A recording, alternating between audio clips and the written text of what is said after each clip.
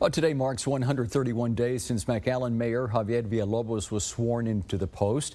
So from navigating through the pandemic to responding to the migrant surge, the mayor found his work schedule busy from the start. Channel 5's Javier Gonzalez joins us with this special report. After a vigorous campaign season, the victor of the mayor's seat was Villalobos. It was a razor-thin win, but we pulled it off. Villalobos says he believes it was his platform of a fiscally conservative campaign that played a role. A lot of people also knew my background, that I was a former Republican chairman.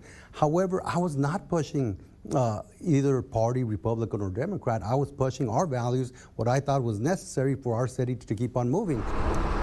But to the south, something that continues to act as a symbol for politicians is the border. I do get annoyed sometimes with just the mere photo opportunities, but right now, I think at least, I'll give you an example. You stated the other governors, South Dakota, Florida. You know, do they have authority to do something in immigration? Not necessarily, but what does it do though? It brings to light the issues that the federal government has failed to do. How are you dealing with this and what's happening? Villalobos has long been a critic of the federal government's response to the immigration crisis. In August, he told Fox News that the city was able to get a line of communication with the White House. Though he says they don't have any true influence, they're now better informed.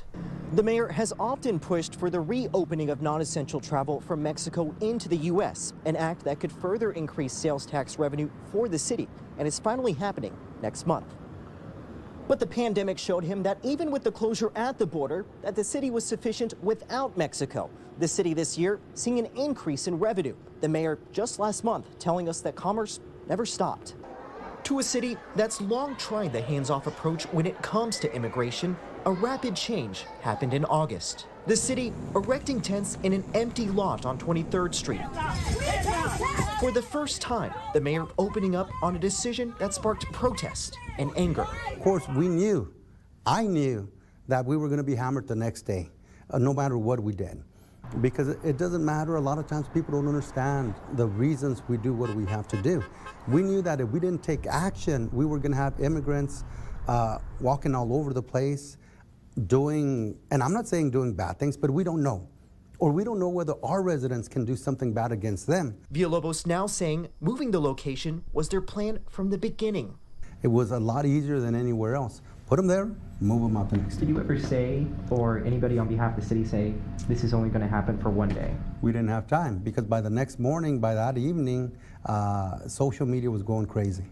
Social media was going crazy, and then the next day when we moved them, I mean, people were jumping up and down, declaring victory. They did it, and which was fine with us. That wasn't really what happened. Doesn't matter. Now, after 4 months in office during a pandemic, Villalobos telling us the only surprise is how time-consuming it could all be.